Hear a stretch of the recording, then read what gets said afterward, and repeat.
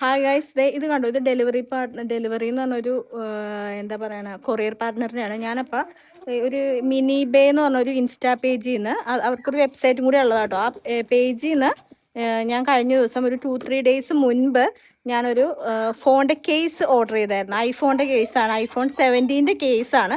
അപ്പോൾ കേസ് എന്നിട്ട് എനിക്ക് കിട്ടിയത് ഇതാണ്. എനിക്ക് കിട്ടിയത് ഇത് എന്താന്ന് പോലും എനിക്കറിയത്തില്ല. ഇതിനകത്ത് ഇവർ എഴുതിയേക്കുന്നത് എസ്റ്റോറിയ എന്ന് പറഞ്ഞ മോയ്സ്ചറൈസ് എന്ന് പറഞ്ഞാണ് എഴുതിയേക്കണം. അല്ലാതെ കേസ് എനിക്ക് കിട്ടിയിട്ടില്ല.